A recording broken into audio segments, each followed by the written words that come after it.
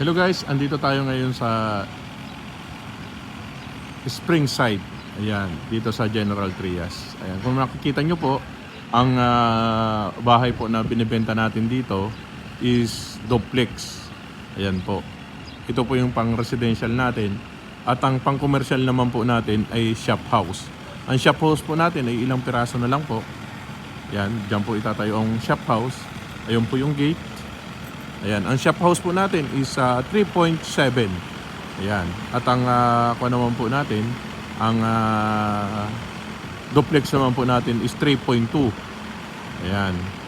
Meron din po tayo na duplex na semi-complete na 2.8. Ayan, pag sinabi pong semi-complete, wala pong partition, walang tiles. Ayan, kayo na po, wala pong kesame. Kayo na po ang maglalagay kasi yung mga ibang buyer natin is nagre-request na gawin nilang 2 bedroom yung taas nila. Ayan. Ito po ay pag complete naman po ay may 3 bedroom, 2 toilet and bath. Papasukin po natin ang model house natin para makita nyo po. Ayan, highway lang po ito, malapit lang po sa highway. Ayun po yung highway. Yung may mga dumadaan na sasakyan. Ayun po. Ayan, pasukin po natin ang model house. Ito po yung natin, site natin. Ayan, maliit lang po yung site natin. May mga nakatayo na po dito. Basta po full down payment po kayo.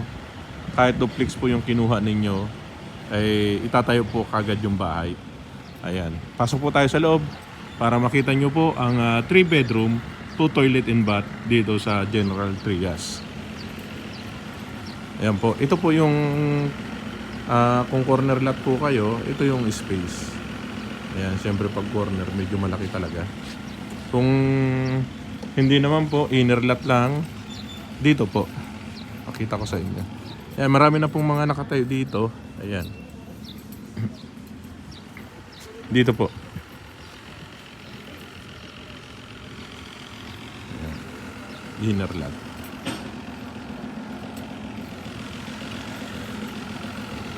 Pasok po tayo sa loob. Ayan po. Nasa gitna po yung hagdanan. Ayan, dito po yung magiging living area nyo. Ayan. Living area. Dito naman ang dining. Ayan, nakapintura na po, nakatiles na. Ang tiles po natin dito, ang ito-turnover po sa inyo is 60 by 60. Ayan, ito model house lang po ito. Sasabihin naman po yun upon na reservation nyo lahat ng mga ginamit na material dito. Naka-breaker na tayo. Naka-close na ang cabinet natin dito. Double sink ang pa natin sa lababo natin. Ayan. Sliding window. Mataas ang kesame. Ayan. Sa kesame po mataas. Ito po yung toilet and bath natin dito sa first floor. Ayan. Ito po yung pinakahagdanan niya. Ayan, pasok po. Akyatin po natin ang taas. Pag turnover po sa inyo, gamit na lang po ang dadalhin ninyo. Maganda na po yung hagdanan niya. Lahat po ng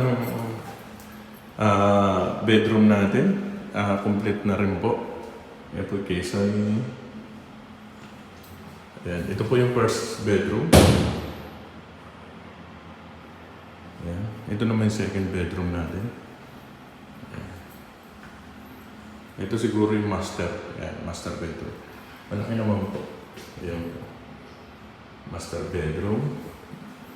Ito naman yung third bedroom natin. Ayan, yung hallway. Ayan. Ito yung one toilet and bath natin dito sa taas. Ayan. Sa halagang 3.2, yan, meron na po kayong bahay dito sa Gen 3. Ayan. May tripping po tayo ngayon, kaya dito tayo ngayon eh.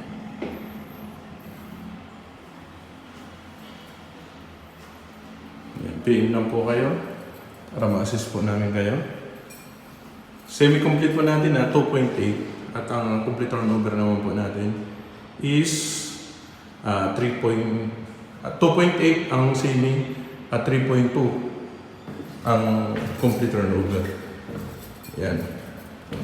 Kasi may mga nakatayo na po dito sa complete turnover po natin. Yan. Kailangan po full DP. Yan. Full DP nyo po. Then, para makapan po agad kayo. Makalipat agad dito. Yan. Ang ganda po ang pakagawa ng pan dito. Ang bahay. Yan po. Okay po. Once again, maraming salamat po at ingat po lagi. Paalam.